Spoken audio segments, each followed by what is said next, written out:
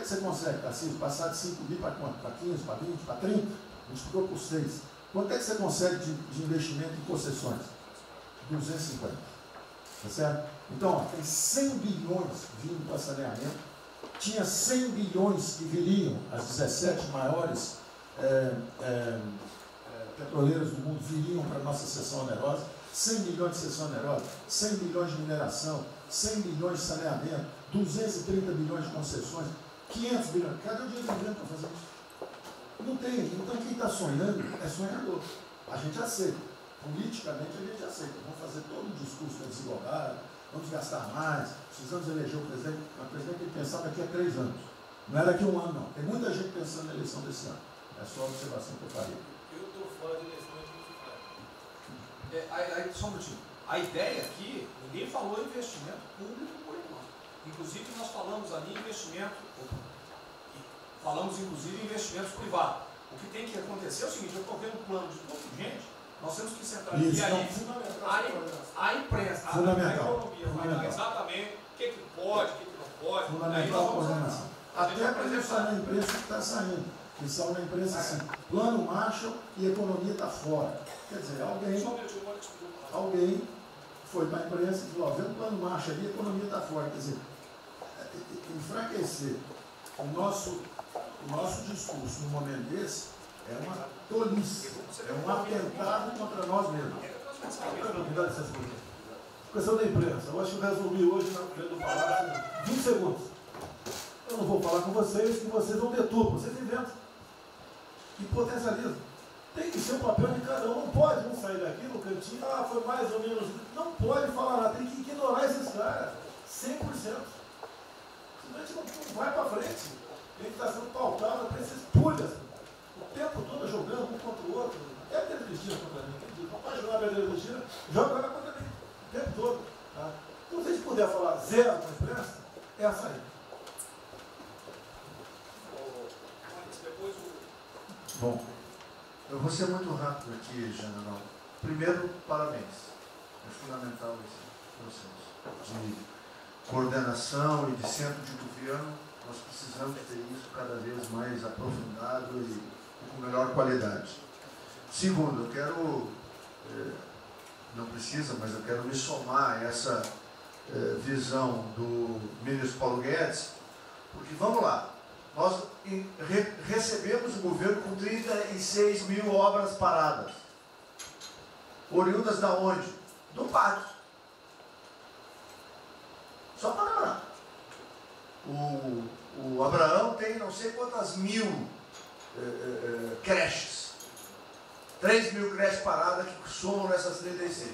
Então, o que nós trouxemos para o Brasil e como é que nós começamos o ano? Eu vou lembrar, presidente, o senhor sempre disse, é muito triste ver um brasileiro chegar no exterior e ser recebido com o manto da desconfiança.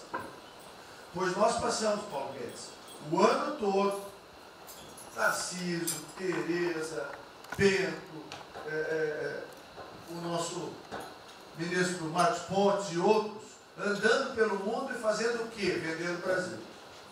Terminamos o ano, lembra do número, 482 bilhões de investimentos para os próximos 20 anos. Uma boa parte, mineração, petróleo, por aí vai. Recebemos 90 bilhões de bônus de outorga. Nós temos 10 bilhões de dólares do governo da Arábia Saudita que precisa definir onde é que vai votar. Mas o príncipe autorizou. São 50 bilhões de reais.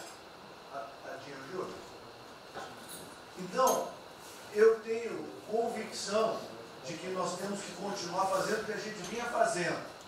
Ou seja, aprofundando a participação da sociedade. Nós temos uma coisa emblemática de que a lei da liberdade econômica, pela primeira vez na história do Brasil, desde que o Brasil é Brasil, o cidadão diante do Estado tem razão até que o Estado prove ao contrário. Foi isso que fez os americanos, que há 200 anos atrás eram muito mais pobres do que nós, ser muito mais ricos do que nós. Então, o aprofundamento são sim das reformas, é sim ousar e ter uma reforma tributária que baixe o imposto no Brasil, reduz a carga tributária, estou falando sério. A gente nunca discutiu isso entre nós, mas isso tem que caminhar para isso. Por quê? Porque aí nós damos fôlego à iniciativa privada para que ela faça o que tem que fazer e nós vamos ser mediadores desse processo. Apenas. E sinceramente, eu acho que todo o nosso esforço nos próximos dias tem que ser como é que nós mantemos a nossa linha, porque nós terminamos o ano, ministro Ernesto, ministro Tarcísio. O senhor foi recebido na Federação das Indústrias Alemãs com um slide que mostrava a 163 os caminhões atolados e a 163 pavimentado. E o presidente que coordenava aquele momento, eu estava lá lhe aguardando, voltando da Rússia, disse ao senhor, o que vocês brasileiros fizeram que nós não acreditávamos que vocês recuperaram a confiança e estão fazendo tantas transformações. Então, presidente, só para concluir, 100% nessa linha, mas que a gente não perca o foco original, porque por onde a gente estava caminhando, nós recuperamos a confiança externa e externa. Fomos acometidos de algo muito grave, que é uma doença, e que foi levado ao paroxismo da histeria, o que serve ao interesse de muitos, os mais variados, eu não vou aqui detalhar. Mas, sinceramente, temos que rapidamente voltar ao que nós estamos fazendo, porque nós estamos no caminho certo, e a prova disso é que todo mundo voltou a olhar o Brasil como esse. Bom, eu vou partir do princípio que todos que estão aqui são bem intencionados e querem bem o Brasil. Tá? Então, nós não acreditamos em teoria da conspiração, nem que ninguém quer solapar os alicerces da República, nem abalar a administração do presidente Bolsonaro. Eu quero lembrar a todos que não existem verdades absolutas. Por favor, vamos refletir. O que está acontecendo hoje no mundo não tem parâmetro nos últimos 100 anos. O que está acontecendo hoje no mundo vai permitir, de acordo com a FMI, que foi a previsão de uma semana atrás, de uma diminuição de quase 3% do PIB mundial, no caso do Brasil, de mais de 5%. Não tem paralelo. Em situações extraordinárias, remédios extraordinários de forma circunstancial. Isso não significa que nós tenhamos a necessidade de implantarmos uma política permanente. O ministro Braga Neto está, na sua apresentação, ele estabelece, inclusive, um limite temporal e deixa claro que é uma política do Estado.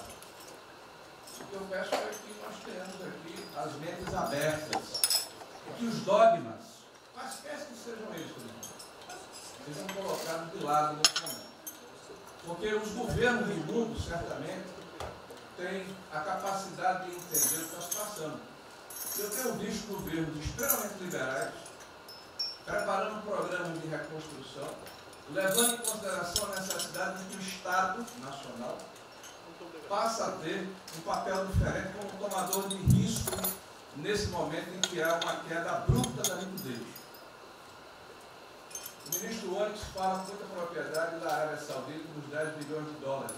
É bom lembrar, está aqui o ministro Bento, que está se pagando para se retirar petróleo do mundo. Os países vão utilizar suas respectivas liquidez para resolver os seus problemas de infraestrutura e de retomada das suas economias. Nós temos que ter segurança jurídica, respeito a contratos, capacidade de alavancar recursos privados com a inversão de recursos públicos, sim.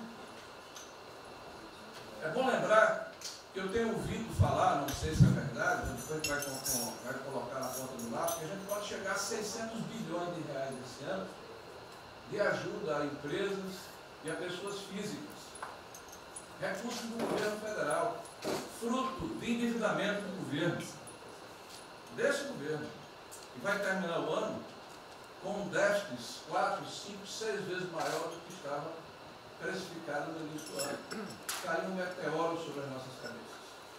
Então, por favor, nós não podemos começar a discussão com verdades absolutas e com dogmas estabelecidos ao longo de 100 anos, em função de uma catástrofe que se abateu sobre o mundo, que os governos de todo o mundo estão se debruçando sobre o assunto, entendendo que muda o papel do Estado. Senhor presidente, é bom lembrar que quando houve a unificação da Alemanha, eu acho que esse é um fato histórico irrefutável, o Estado alemão entendeu e fez um pacto de que haveria necessidade de investir em capital humano e infraestrutura na Alemanha Oriental para diminuir desigualdades regionais. E esse é um pacto do Brasil. Essa pode ser uma catástrofe que vai nos afundar, ou pode ser uma onda para a gente surfar, uma alavanca para recuperar o país. Todos os países do mundo estão submetidos ao mesmo processo. Vai depender da nossa capacidade de termos uma opção clara de que forma vamos sair desse problema. Se vamos gastar 600 bilhões de reais para resolver uma situação que é emergencial e todos reconhecemos que é necessária, e darmos segurança à população, no caso alimentar, para evitarmos o caos, para diminuirmos a mortandade das empresas, muito bem, está correto, essa é a boa direção. Por que não 5, 6, 7% desse total, 10% desse total, em obra de infraestrutura? Por que não termos a capacidade de alavancarmos o emprego no momento em que a retomada, todos os economistas aqui reconhecem, vai ser muito lenta? Bom, eu só estou falando isso, presidente, para que nós possamos ter essa discussão sem dogmas, sem verdades absolutas, sem a preocupação de que as coisas continuam como eram antes. Não são como eram antes. Aqui e no mundo inteiro. É isso.